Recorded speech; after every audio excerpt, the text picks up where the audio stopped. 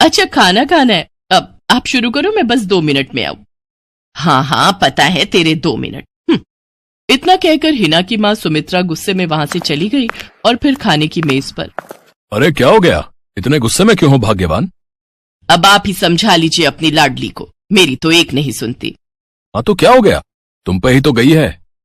आपको मजाक सूझ रहा है? यहाँ मेरा दिमाग खराब हो रहा है। सारा दिन बस मेहंदी के डिजाइन बनाती रहती है और कोई काम ही नहीं है इसे। इसका मतलब वो सच में तुम पर ही गई है। तुम्हें भी तो मेहंदी लगाने का बड़ा शौक था ना इस उम्र में। हाँ, पर मैं घर का सारा कामकाज निपटाने के बाद ये सब करती थी। अरे ये तो खाना पीना भी छोड़कर बैठी है।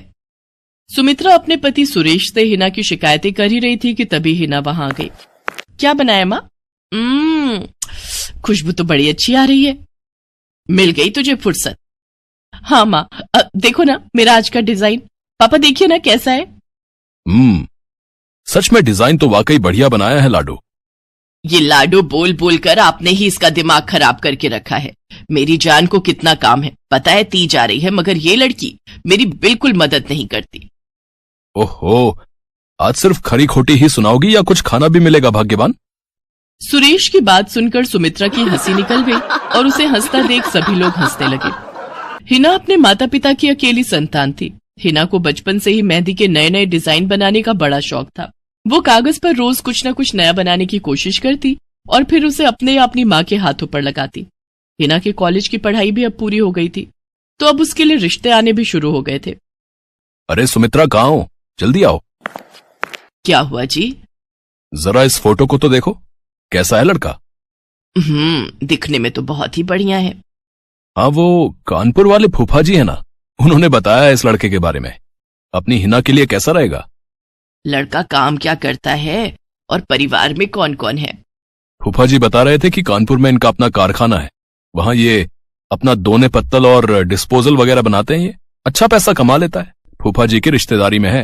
हाँ, पर उससे पहले ये फोटो एक बार हिना को तो दिखा दो। उसे लड़का पसंद आ जाए तभी बात आगे बढ़ानी चाहिए ना। अरे हाँ, ये भी सही कह रही हो। लाडो, ओ लाडो, अरे कहाँ है बिटिया?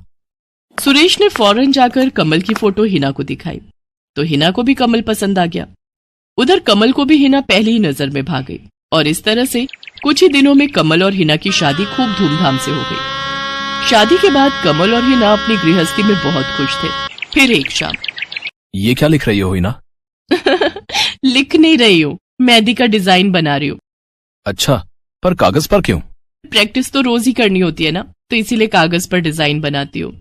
अच्छा, अब जरा दिखाओ तो सही। अरे वाह, ये डिजाइन क्या सच में तुमने बनाया है? हाँ, अच्छा है ना। अब मैंने और भी बनाकर रखे हैं, रुकिए मैं भी लेकर आती हूँ। हिना ने अपने बनाए सारे डिजाइन्स कमल को दिखाए, जो कमल को बहुत पसंद आए और उसने हिना की खूब तारीफ की। सब कुछ अच्छा चल रहा था और ऐसे ही हंसी खुशी दिन बीत रहे थे। लेकिन फिर एक सुबह। हेलो, क्या हुआ राठी जी, इतनी सुबह सुबह फोन क्यों किया? सर आप जल्दी से आ जाइए, गजब हो गया, अपनी फैक्ट्री में आग लग गई है सर। सब कुछ जल गया सर, कुछ भी नहीं बचा सर, जल्दी आ जाइए आप। फोन पर अपने मैनेजर की बात सुनकर कमल के पैरों तले जमीन खिसक गई। फैक्ट्री पहुंचा तो देखा वाकई फैक्ट्री पूरी तरह से जल रही थी। तभी एक जलती हुई बड़ी सी लकड़ी कमल पर आ गिरी, जिसकी वजह से वो बुरी तरह झुलस गया। उसे फौरन अस्पताल पहुंचाया गया और यहाँ से सब कुछ बदल गया। फैक्ट्री के काम को बढ़ाने के लिए कमल ने हाल ही में कई सारी नई मशीनें लोन पर खरीदी थी। मशीनें तो नहीं बची, लेकिन लोन चुकाने के चक्कर में पहले कमल की गाड़ी बिकी और फिर घर। मजबूर होकर कमल और हिना किराए के मकान में रहने लगे थे। फिलहाल कमल की हालत ऐसी नहीं थी कि वो कोई और काम कर सके। ऐसे में हिना ने घर चलाने का जिम्मा उठाया और वो घर घर जाकर औरतों के हाथों पर मेहंदी लगाने लगी। हालांकि इस काम से उसे बहुत कम पैसे ही मिल पा रहे थे, लेकिन हिना फिर भी पूरी मेहनत कर रही थी। क्या से क्या हो गया ना हिना, मैं किसी काम का नहीं रहा, हम बर्बाद हो गए। मैंने कहा था तुम्हें रानी बनाकर रखूंगा, मगर मेरे रहते हुए भी तुम्हें कितना संघर्ष करना पड़ रहा है। ऐसा क्यों कह रहे हैं आप बिल्कुल चिंता मत कीजिए, देखना धीरे धीरे सब ठीक हो जाएगा। हिना चाहती थी कि वो अपना एक पार्लर खोले, लेकिन फिलहाल ये मुमकिन नहीं था। मेहंदी लगाने का काम भी सीजन पर ही मिल पाता था, तो अब दिक्कत खाने पीने की भी होने लगी। ऐसे में हिना ने एक सेठ के घर मेड का काम करना शुरू कर दिया और फिर एक दिन, सुन तुझे कोई मेहंदी वाली पता है क्या? क्यों मैडम? अरे वो तीज आ रही है ना, तो मेहंदी लगवानी थी। हाँ, बाहर इतनी गर्मी है, अब ऐसे में कौन बाहर जाए, तो घर पर ही आकर कोई लगा दे तो बढ़िया रहेगा। अब हाँ हाँ मैडम, मैं बहुत अच्छी मेहंदी लगाती हूँ, आप मुझसे लगवा लो। ना ना ना, अगर खराब कर दी तो? तीज की पार्टी है मेरे यहाँ, मेहंदी तो बढ़िया ही लगवानी है मुझे। मैडम आप बिल्कुल चिंता मत कीजिए, और रुकिए, मैं अभी आपको कागज पर मेहंदी का डिजाइन बनाकर दिखाती हूँ, फिर आगे आप ही तय करना। इतना कहकर हिना ने फौरन एक कागज लिया और कुछ ही देर में उस पर एक बहुत ही सुंदर मेहंदी का डिजाइन बना दिया। और फिर अरे वाह, ये तो सच में बहुत सुंदर है, बिल्कुल नया और बहुत ही खूबसूरत डिजाइन है। अब तो ये डिजाइन मेरे हाथ पर भी सेम टू सेम लगा देगी ना? हाँ मैडम, आप मुझ पर विश्वास कीजिए, मैं बचपन से ये करती आई हूँ। उस दिन हिना ने पूरे मन से अपनी मालकिन के दोनों हाथों पर मेहंदी लगाई। हिना ने जो डिजाइन बनाया था वो एकदम नया था और सुंदर भी। फिर अगले दिन, नमस्ते साहब, वो आपको कुछ? हाँ हाँ, मैं तुम्हारा ही इंतजार कर रहा था। ये कल शिवानी के हाथों पर तुम ही ने मेहंदी लगाई थी ना? जी साहब, मैंने ही लगाई थी। अब कोई गलती हो गई क्या मुझसे? नहीं नहीं, ऐसी कोई बात नहीं है, बस ये जानना था तुमसे कि मेहंदी का वो डिजाइन कहाँ से देखकर लगाया तुमने? कहीं से नहीं साहब, वो तो मैंने खुद से सोचा था, मैं कभी कहीं से देखकर डिजाइन नहीं बनाती। अच्छा, अगर ऐसा है तो जरा ये कागज और जरा इस पर एक मोर की थीम पर बेस्ड एक डिजाइन बनाकर दिखाओ, पर याद रहे डिजाइन बिल्कुल नया होना चाहिए। जी साहब, बस 2 मिनट दीजिए। हिना ने बस कुछ मिनटों के अंदर वो करके दिखा दिया, जिसे देखकर उसका मालिक साहिल मल्होत्रा हैरान रह गया। वाह, सच में कमाल है ये तो। अब तुमने डिजाइनिंग सीखी है क्या कहीं से? नहीं साहब, सीखी तो नहीं, लेकिन मुझे बचपन से ही शौक है मेहंदी लगाने का, तो बस इसीलिए। समझ गया। देखो हिना, तुम्हारा हुनर लाजवाब है और तुम्हें अपने इस हुनर को ऐसे बेकार नहीं जाने देना चाहिए। जी मतलब? तुम्हें पता है ना, मेरी फैक्ट्री में लेडीज कपड़ों के लिए कपड़ा बनता है, लेकिन काफी समय से मैं परेशान हूं क्योंकि सूट साड़ियों वगैरह के लिए मेरे पास नए डिजाइन्स की कमी पड़ गई है।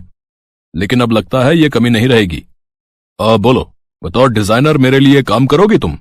जी साहब, बिल्कुल करूंगी। ये हिना के लिए सपने के सच होने जैसा था। अब वो काम वाली बाई से एक डिजाइनर बन गई। वो साहिल की फैक्ट्री में बनने वाले कपड़ों के लिए हर रोज नए नए डिजाइन्स बनाने लगी और इसके बाद साहिल के फैक्ट्री में बनने वाले कपड़े की डिमांड काफी बढ़ गई और इसके चलते हिना को भी उसके काम की बढ़िया सैलरी मिलने लगी। हिना अब अपनी कमाई से न सिर्फ अपना घर खर्च चलाने लगी, बल्कि उसने शहर के बढ़िया डॉक्टर से कमल का इलाज भी कराया, जिससे कमल बहुत जल्दी ठीक हो गया और उसने भी काम करना शुरू कर दिया। पर इस सब में पूरा 1 साल बीत गया और एक बार फिर से तीज का त्योहार आया। देखिए तो कैसी लग रही हूं मैं? बिल्कुल चांद जैसी लग रही हो। हिना ने नई हरे रंग की साड़ी पहनी हुई थी जो उसने खुद डिजाइन की थी और वाकई वो उसमें बहुत ही सुंदर लग रही थी। हिना, तुम सच में बहुत बहादुर हो। मैं तो उस हादसे के बाद उठकर खड़ा ही नहीं हो पाता, लेकिन तुमने सब कुछ ठीक कर दिया। तीज का ये त्योहार ही इसलिए है जी, मैं आपको कभी कुछ नहीं होने दूंगी।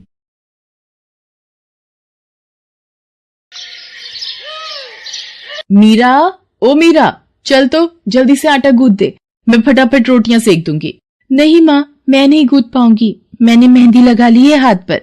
क्या? सुबह सुबह तू फिर मेहंदी लगाकर बैठ गई? बड़ी मक्कार है सच में, काम में मदद ना करनी पड़े इसलिए जब देखो मेहंदी लगाकर बैठ जाती है। चल जल्दी से हाथ धोकर आ मेरे पास, मुझे काम पर जाने के लिए देर हो रही है। माँ बस आज कर लो ना, देखो ना मैंने कितनी मेहनत से कितना सुंदर डिजाइन बनाया है। लेकिन जैसे ही उसकी नजर मीरा के हाथों पर पड़ती है, उसका गुस्सा पल भर में गायब हो जाता है। वो मीरा से कहती है, अरे वाह मीरा, तूने तो बड़ी सुंदर मेहंदी लगाई है। हाँ माँ, वो शांति दीदी ने मुझे एक किताब दी थी कल, उसमें बड़ी सुंदर सुंदर डिजाइन बने हैं, बस उसी में से देखकर लगाई है मैंने। सुंदर है ना? हाँ बहुत सुंदर है।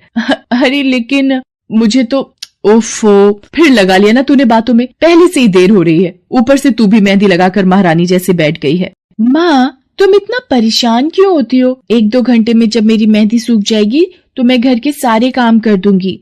मीरा की बात मानकर कावेरी काम पर चली जाती है। वो एक बड़ी सोसाइटी के घरों में काम करती थी और इसी काम से कावेरी और मीरा का गुजारा चलता था। कावेरी के पति की कई साल पहले एक सड़क हादसे में मौत हो गई थी। तब से कावेरी पर ही सारी जिम्मेदारी थी। मीरा भी घर के कामों में उसका पूरा हाथ बटाती थी। मीरा को मेहंदी लगाना बहुत पसंद था। उसने अपने घर के पीछे मेहंदी के कई सारे पौधे लगा रखे थे जिनका वो बहुत ख्याल रखती थी। वो अपने हाथों से मेहंदी के पत्तों को पीसकर अपने हाथों में लगाने के लिए तैयार करती थी। फिर एक दिन, मीरा, हमें इस जगह पर थोड़ी मोड़ी खेती कर लेनी चाहिए। ये मेहंदी के पौधों से कुछ कमाई थोड़े ही हो रही है, खेती कर लेंगे तो कुछ पैसे ही बन जाएंगे। नहीं माँ, मेरे मेहंदी के पौधों को हाथ भी मत लगाना, बाजार से मेहंदी खरीदने के तो पैसे हैं नहीं हमारे पास, अब इन्हें तो रहने दो। ये कहते हुए मीरा की आंखों में आंसू थे। कावेरी उसके सिर पर हाथ रखते हुए कहती है, मीरा, मैं जानती हूँ तुझे मेहंदी लगाना बहुत अच्छा लगता है, लेकिन बेटा अपनी हालत तो तुझे पता ही है ना, मैं कितनी मुश्किल से। माँ, सब समझती हूँ मैं, जाओ कर लो जो करना है। इतना कहकर मीरा रोते हुए वहाँ से चली जाती है। कावेरी को उसके लिए बुरा लग रहा था। वो मीरा की मेहंदी के पौधों को कुछ नहीं करती। ऐसे ही कई दिन गुजर जाते हैं। ज्यादा काम करने की वजह से कावेरी की तबीयत खराब रहने लगी। वो बहुत जल्दी जल्दी बीमार पड़ने लगी। तो मीरा ने उससे कहा, माँ, तुम रहने दो, तुम्हें बुखार है, रात भर सोई नहीं हो, मैं चली जाती हूँ काम पर। नहीं मीरा, तू कैसे? ना, नहीं, मैं ठीक हूँ, मैं जाती हूँ। कावेरी जैसे ही उठकर चलने की कोशिश करती है, अचानक उसे चक्कर आ जाता है। मीरा उसे सहारा देकर बिस्तर पर लिटा देती है और उससे कहती है, बस माँ, अब तुम आराम करोगी और काम पर अब से मैं जाऊंगी। कावेरी घर पर रहकर आराम तो कर रही थी, लेकिन वास्तव में उसे अच्छे इलाज की भी जरूरत थी, जिसके लिए पैसे थे नहीं। दूसरी तरफ अब हर रोज मीरा काम पर जाती और लौटकर घर के भी सारे काम उसे ही करने पड़ते थे। इस सब में उसे मेहंदी लगाने का बिल्कुल भी वक्त नहीं मिल पाता था। मीरा, कितने दिन हो गए तूने मेहंदी नहीं लगाई? हाँ माँ, बस मन नहीं कर रहा। अच्छा, मेहंदी लगाने का तेरा मन नहीं? मैं सब जानती हूँ। मैंने बिस्तर पकड़ लिया है और मेरी फूल सी बच्ची पर सारे काम पड़ गए हैं। अब बस बहुत हो गया आराम। मीरा, जा, तू जाकर मेहंदी लगा ले, आज मैं जाऊंगी काम पर। नहीं माँ, तुम कहीं नहीं जाओगी, मैं कर लूंगी सब। और मैं सच बोल रही हूँ, मैं बड़ी हो गई हूँ, ये मेहंदी का मुझे शौक नहीं। इतना कहकर मीरा काम पर जाने के लिए घर से निकल जाती है। कावेरी की आंखों में आंसू आ जाते हैं। मीरा सोसाइटी के कई घरों में काम करती थी। उन्हीं में से एक घर आरती का भी था। उसके घर पर तीज का त्योहार बड़े धूमधाम से मनाया जाता था। तीज की तैयारियों में मीरा भी मदद कर रही थी। इसी बीच, अरे ऐसे कैसे? मैंने सारे रिश्तेदारों को बुला लिया है, मेरी सारी फ्रेंड्स भी आने वाली हैं। मैं क्या कहूँगी उन्हें? फोन पर काफी देर बहस करने के बाद आरती फोन रख देती है। उन्हें उदास देखकर मीरा उससे पूछती है, क्या हुआ मैडम जी, आप कुछ परेशान लग रहे हो? हाँ मीरा, बड़ी मुसीबत हो गई। कल तीज का फंक्शन है, मैंने सबको मेहंदी लगवाने के लिए यहीं बुला लिया है और आखिरी मौके पर ये पार्लर वाली धोखा दे गई। कह रही है कल नहीं आ पाएगी। अब क्या होगा? इतनी जल्दी कौन तैयार होगा सबको मेहंदी लगाने के लिए?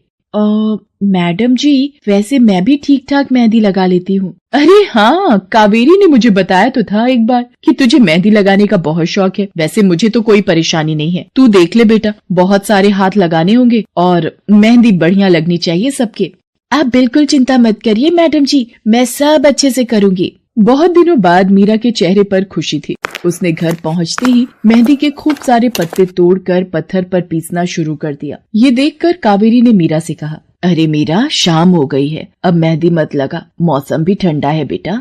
ये मेहंदी मैं अपने लिए नहीं पीस रही माँ, वो 5वें फ्लोर वाली मैडम जी है ना, कल उनके यहाँ लगानी है। अच्छा बेटा, पर ध्यान से बेटा, वो बड़े लोग हैं, कोई गलती ना हो जाए। माँ, तुम बिल्कुल चिंता मत करो, मेहंदी लगाने में मुझसे कभी कोई गलती हो ही नहीं सकती। मीरा खूब सारी मेहंदी तैयार करके अगले दिन आरती के घर पहुंच जाती है। वो अपनी मेहंदी को कोन में भरने लगती है कि तभी आरती की एक फ्रेंड आरती से, आरती, ये किसे बुला लिया तुमने? मैंने जिस पार्लर का नंबर दिया था तुम्हें, उससे बात नहीं हुई क्या? हुई तो थी, लेकिन उसने आखिरी वक्त पर मना कर दिया। तुम बिल्कुल चिंता मत करो, ये मीरा है, मेरी हाउसमेड है ना कावेरी, ये उसी की बेटी है, बहुत अच्छी मेहंदी लगाती है ये।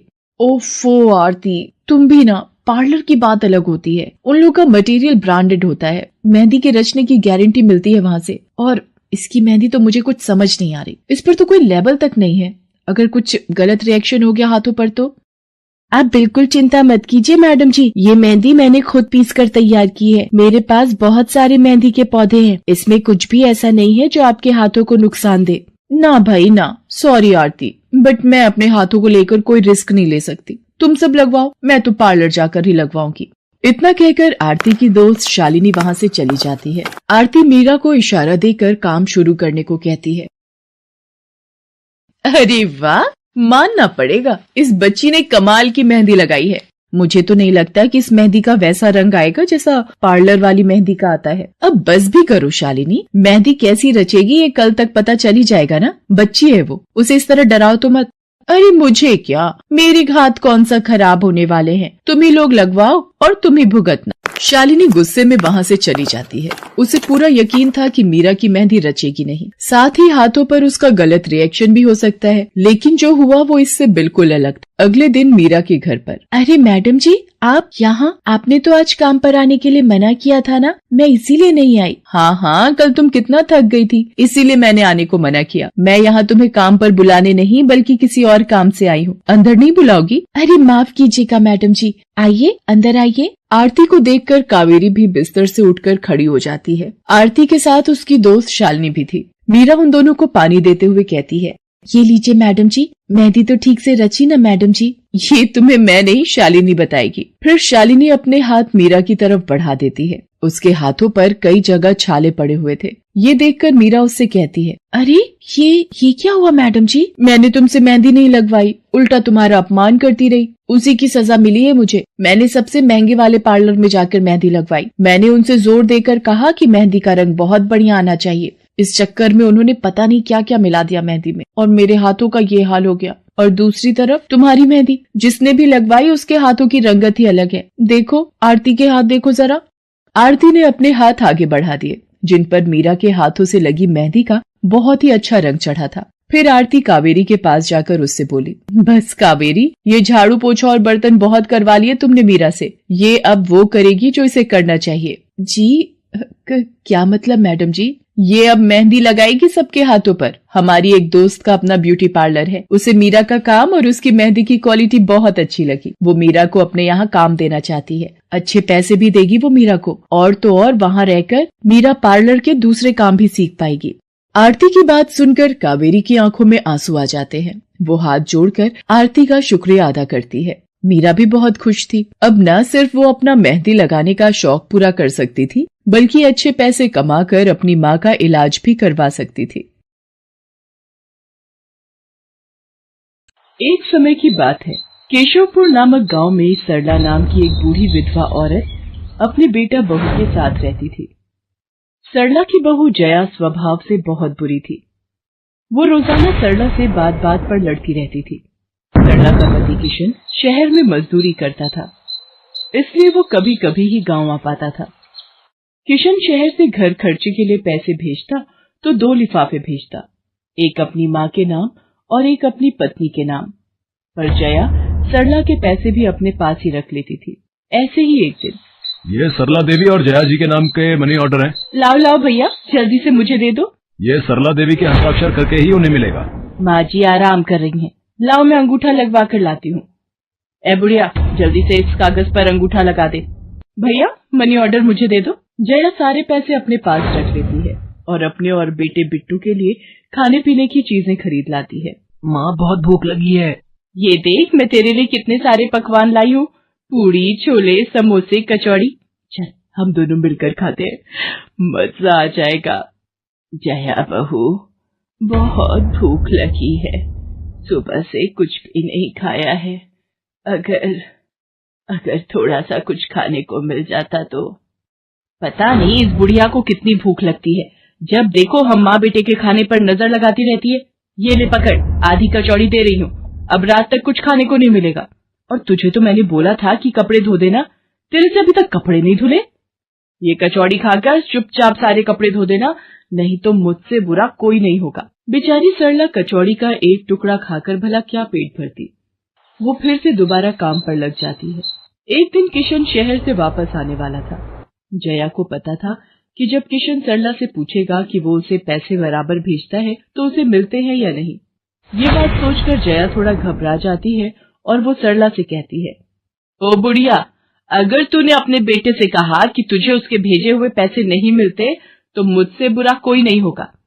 वो तो एक दिन रहकर चले जाएंगे, उसके बाद जो मैं तेरा हाल करूंगी ना, फिर तू देखती रह जाएगी। इसलिए अपने बेटे के सामने दुखड़े रोने की कोशिश मत करना। नहीं बहू, मैं किशन को कुछ नहीं कहूंगी। माँ, मैंने तुम्हें पैसे भेजे थे, वो तुम्हें मिल गए थे ना? अरे आप बिना कैसी बातें करते हो? माँ जी को मैं बराबर से पैसे देती रहती हूँ। माँ जी, ये लो गरम गरम पनीर के पकौड़े, आप भी खाओ। किशन 2 दिन रहकर शहर वापस चला जाता है। जया फिर से अपने रूप में आ जाती है। दिन भर सरला काम करके एक दिन चक्की से आटा पिसवा कर लौट रही थी कि अचानक उसे चक्कर आ जाते हैं। रिक्शा में जाती एक लड़की देख लेती है। भैया, इन्हें उठाने में मेरी मदद करो, बेचारी पता नहीं कौन है। सुमन, ये तेरे साथ कौन है? ये रास्ते में बेहोश हो गई थी, मैं इन्हें घर ले आई, लगता है इन्हें होश आ गया है। अब कैसा लग रहा है आपको? मैं ठीक हूँ बेटी, तुम्हारा बहुत बहुत शुक्रिया बेटी। माँ जी, आप इतनी भारी आटे की बोरी अकेले ही उठा कर ले जा रही थी, आपके बच्चे या कोई? सरला की आंखों में आंसू आ जाते हैं, वो रो पड़ती है। माँ जी, कोई परेशानी है तो आप हमसे कह सकते हो, मुझे लग रहा है आप बहुत परेशानी में हो। क्या करूं बेटी, मैं इस जीवन से हार गई हूँ। सरला के दुख का घड़ा फूट जाता है और वो सारा दुख सुमन और बाकी लड़कियों को बताती है। अब इस संसार में जीने की कोई इच्छा नहीं है मेरी। माँ जी, ऐसा मत सोचिए, आप जीवन से यूं निराश मत होइए। अब आप अपनी बहू के पास वापस मत जाना, आप यहाँ हमारे साथ रहो। बेटी, तुम बहुत अच्छी हो, भगवान तुम्हारा भला करे। तुम लोग यहाँ गांव में रहती हो क्या? जी माँ जी, हम मेहंदी वाली हैं। हम लोग मेहंदी लगाने का काम करती हैं और आसपास के गांव और शहरों में मेहंदी लगाने जाती हैं। क्या मैं भी ये काम सीख सकती हूँ? क्यों नहीं, बिल्कुल, और ये तो बहुत अच्छी बात है। हमारे ग्रुप में आप भी जुड़ जाओगे, मैं आपको मेहंदी लगाना सिखाऊंगी। सरला अब उन लड़कियों के साथ ही रहने लगी और कुछ ही समय में वो बहुत अच्छी मेहंदी लगाना सीख गई। इधर जया सरला के कुछ दिन तक वापस न आने से घबरा जाती है। ये बुढ़िया इतने दिनों से कहाँ गायब है, मुझे तो कोई खोज खबर नहीं है। बिट्टू के बापू ने हम सबको अचानक शहर बुलाया है, वहां जाकर अब यही बोलना पड़ेगा कि बुढ़िया की तबीयत खराब थी इसलिए नहीं ला सकी। जया बिट्टू को लेकर किशन के पास शहर पहुंचती है। क्या हुआ जया, माँ तुम्हारे साथ नहीं आई? वो माँ जी की तबीयत कुछ ठीक नहीं थी, इसलिए मैंने उन्हें बोला कि वो गांव में ही रहें। बेकार में सफर करती तो उनकी तबीयत और खराब हो जाती। पर तुमने मुझे अचानक क्यों शहर क्यों बुला लिया? अरे वो हमारे सेठ जी की लड़की की शादी है, इसलिए उन्होंने बोला कि कोई ऊपर के कामों के लिए मिल जाए।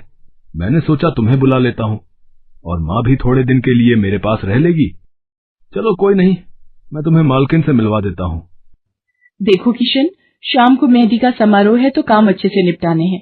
जितने भी मेहमान आएंगे उनके स्वागत में कोई कमी ना होने पाए। आप चिंता मत करो मालकिन, सब हो जाएगा। ये मेरी पत्नी है, मैंने इसे गांव से बुला लिया है, ये सब संभाल लेगी। जया मेहंदी समारोह की तैयारियों में काम करवाने लगती है। सब मेहमान आने लगते हैं।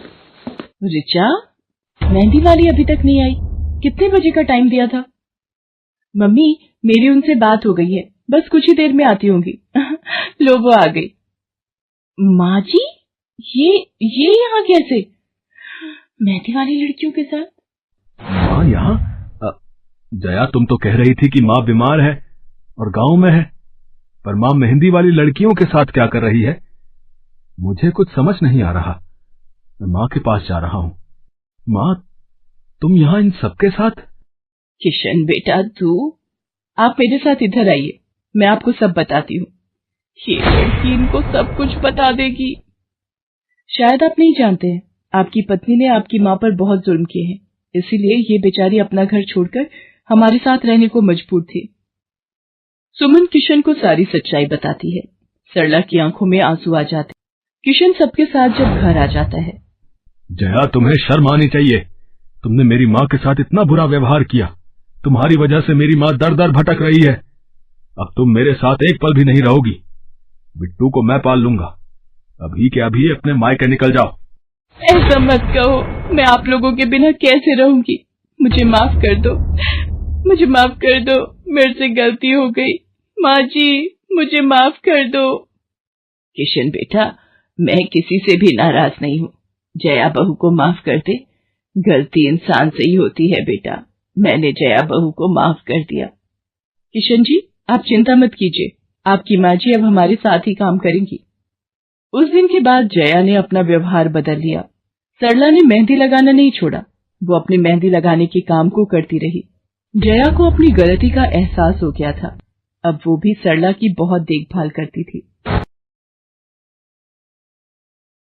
संध्या की बुआ जो कि दिल्ली में रहती थी, वो उसके लिए एक अच्छे घर का रिश्ता लेकर आई थी। देखो भैया, मेरी इतनी जान पहचान तो नहीं है लड़के वालों से, पर इतना जानती हूँ अड़ोस पड़ोस में कहीं पूछोगे तो लोग अच्छा घर ही बताएंगे। ठीक है सुमन, अगर तुम कहती हो तो लड़के वालों को एक बार बुला लेते हैं, अब संध्या भी लड़के को देख लेगी। संध्या की बुआ लड़के वालों से अपने तरीके से बात कर लेती है और कुछ दिनों बाद संध्या की शादी विपुल नाम के लड़के से हो जाती है। पता नहीं इस काम वाली को छुट्टी लेकर गाँव अभी जाना था, उसे पता था शादी वाला घर है, नई नवेली दुल्हन आएगी तो घर में 100 काम होंगे, फिर भी बिना बताए गांव निकल गई। अब मैं दूसरी काम वाली इतनी जल्दी कहाँ से ढूंढूंगी। राजेश्वरी, एक प्याली चाय दे दो तो बड़ी मेहरबानी होगी, सुबह से एक प्याली चाय भी नहीं मिली है। तुम्हें तो जब देखो चाय पीने की पड़ी रहती है, पता भी है एक बर्तन नहीं है धुला हुआ जिसमें तुम्हारी चाय बना दूं, ढेरों बर्तन रसोई में पड़े हैं झूठे। माँ, मैं कॉलेज जा रही हूँ, तुम मुझे ये मत कहना कि मैं छुट्टी कर लूं और तुम्हारे साथ घर का काम करवाऊं। मेरा आज बहुत बड़ा प्रोजेक्ट सबमिट होना है, इसलिए मैं तो कोई काम नहीं कर सकती। ये लो, अब इसे भी अभी कॉलेज जाना था, अब मैं क्या करूं, कुछ समझ नहीं आ रहा। संध्या की सास राजेश्वरी अभी काम वाली को लेकर परेशान हो ही रही थी, तभी संध्या राजेश्वरी की सारी बातें सुन लेती है और रसोई में जाकर बर्तन धोने लगती है। अरे संध्या बहू, तुम ये रसोई में क्या कर रही हो? हटो हटो हटो, ये झूठे बर्तन तुमसे थोड़ी करवाऊंगी, अभी तुम्हारे हाथों की मेहंदी भी नहीं उतरी। माँ जी, आप परेशान मत हो, मैं थोड़ी देर में ही सारा काम निपटा दूंगी, आप अकेले इतना काम नहीं कर पाओगे। ठीक है, अगर तुम कहती हो तो मैं कोई और काम कर लेती हूँ। माँ, पड़ोस में किसी से पता करो, शायद कोई और काम वाली मिल जाए। मैंने पूछा था, पर अभी किसी भी काम वाली के पास समय नहीं है। पुलकित काम पर चला जाता है, संध्या सारे घर का काम करती है। अब तो रोजाना ही ऐसा होने लगा, काम वाली तो थी नहीं। संध्या की ननद पूजा सुबह होते ही कॉलेज निकल जाती और सास पैरों में दर्द के बहाने बिस्तर पर आराम करती। संध्या तो मानो घर के कामों में ही उलझ गई। एक शाम, माँ, तुम बिल्कुल सही बहू ढूंढ कर लाई हो, बेचारी गरीब घर की है, इसलिए चुपचाप संस्कारी बहू की तरह घर के काम कर लेती है। अगर कोई पैसे वाले घर की लड़की बहू बनाकर ले आती तो वो पूरे घर को अपने इशारों पर नचाती और तुम और मैं बस बर्तन घिसते रह जाते। तभी तो मैंने इसकी बुआ को शादी के लिए हाँ कह दिया था। मुझे पता है ये गरीब घर की लड़कियां बड़ी सीधी सादी बहुएं साबित होती हैं। अब काम वाली गांव भाग गई, सोच ये ना होती तो कौन काम करता। राजेश्वरी, तुम दोनों माँ बेटी को तो संध्या बहू का शुक्रगुजार होना चाहिए, बेचारी ने आते से ही पूरा घर संभाल लिया। ऐसे ही दिन बीत रहे थे। संध्या सभी घर वालों की देखभाल का पूरा ध्यान रखती थी। एक दिन, क्या हुआ पुलकित बेटा, तुम इतने परेशान क्यों हो? और आज तुम ऑफिस भी नहीं गए? पापा, मेरी नौकरी छूट गई है, कंपनी घाटे में चल रही थी, इसलिए उन्होंने मेरे जैसे बहुत से वर्कर्स को अचानक निकाल दिया। दिमाग खराब हो रहा है, गाड़ी की किश्त भरनी है, घर का लोन भी पूरा नहीं हुआ है, घर का खर्चा अब सब कुछ कैसे होगा, कुछ समझ में नहीं आ रहा है। पुलकित बेटा, चिंता मत कर, अब कोई ना कोई रास्ता निकल आएगा, ज्यादा होगा तो कुछ दिनों के लिए मैं कोई काम कर लूंगा। पापा, मेरे होते हुए आप काम नहीं करोगे, मैं कुछ सोचता हूँ। पुलकित दूसरी नौकरी को लेकर परेशान था, उसे कोई काम नहीं मिल रहा था, घर में पैसों की तंगी भी शुरू हो गई। पुलकित ने अपनी गाड़ी बेच दी, घर के लोन को लेकर वो परेशान था। 15,000 रुपए की किश्त उसे भरनी थी। तभी, भैया, मेरे कॉलेज की फीस इस बार बहुत लेट हो गई है, मेरा आखिरी साल है, अगले महीने की 5 तारीख तक 12,000 रुपए फीस के भरने हैं। मैं कुछ इंतजाम करता हूँ। ऐसे खाली हाथ पर हाथ रखकर मैं नहीं बैठ सकती, मुझे कुछ सोचना होगा। पता नहीं, हो सकता है किरण ने बात कर ली होगी, पूछती हूँ। हेलो किरण, मैं संध्या बोल रही हूँ, तूने बात की? फिर पार्लर में जगह खाली है क्या? हाँ, मैंने बात कर ली है, 12,000 रुपए महीना देंगी रविता मैम। बोल, तू हाँ बोलती है तो मैं बात कर लेती हूँ। ठीक है, तू हाँ बोल दे, कम से कम कुछ तो पैसे आ जाएंगे। संध्या पुलकित से पार्लर में मेहंदी लगाने की नौकरी की बात करती है। पहले तो वो मना करता है, पर संध्या उसे समझाती है। पुलकित, मैं जानती हूँ आप परेशानी के दौर से गुजर रहे हो, मैंने आपसे शादी के बाद हर सुख दुख में साथ निभाने का वादा किया था, और आप परेशान मत हो, मैं घर और बाहर दोनों का काम एक साथ संभाल लूंगी। ठीक है संध्या, तुम कल से पार्लर में नौकरी के लिए जा सकती हो।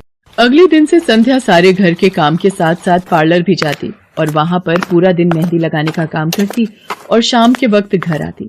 संध्या बहुत मेहनत कर रही थी ताकि वो अपने परिवार की मदद कर सके। संध्या बहुत सुंदर मेहंदी लगाती थी, ये बात उसकी सास को तब पता चली जब उसने पार्लर में काम करना शुरू किया। संध्या को पार्लर में काम करते हुए 1 महीना बीत चुका था। पार्लर की मालकिन रविता भी संध्या के मेहंदी लगाने के काम को देखकर बहुत खुश थी। संध्या, तुम सचमुच बहुत मेहनती हो। पिछले 1 महीने में बहुत से क्लाइंट तुम्हारी तारीफ कर रहे हैं और अपनी फैमिली फ्रेंड्स की शादी या सगाई फंक्शन के लिए तुम्हें ही मेहंदी के लिए बुक करना चाहते हैं। और हाँ, ये तुम्हारी सैलरी 12,000 रुपए। बाकी ये तुमने ओवर टाइम भी शादी के सीजन में बहुत किया है, उसके 6,000 रुपए अलग से दे रही हूँ। थैंक यू मैम, आपने मेरे काम की इतनी तारीफ की। मैं तो बस भगवान की कृपा से मेहनत से करती हूँ। संध्या घर आ जाती है और 12,000 रुपए पूजा के हाथ में रखती है। पूजा, ये तुम्हारी कॉलेज की फीस के पैसे, तुम कल ही अपनी फीस जमा कर देना। भाभी, ये तो आपकी मेहनत की कमाई है, आप ये सारे पैसे मुझे दे रहे हो? नहीं नहीं भाभी। पूजा, तुम मुझे अपनी भाभी कहती हो ना, और भाभी तो माँ समान होती है, तो क्या तुम अपनी भाभी माँ के पैसे नहीं लोगी? तुम अपने भैया से भी तो लेती हो ना। फिर मेरे और अपने भैया में फर्क है, मैं भी तो इस घर का हिस्सा हूँ, इसलिए ये पैसे रख लो। मुझे माफ कर दो भाभी, मैंने ना जाने आपके बारे में क्या क्या गलत सोचा। पुलकित को भी दूसरी नौकरी मिल जाती है। अब संध्या और पुलकित दोनों मिलकर काम करते थे। राजेश्वरी और पूजा भी अब संध्या की घर के कामों में बहुत मदद करती थी। परिवार में खुशियां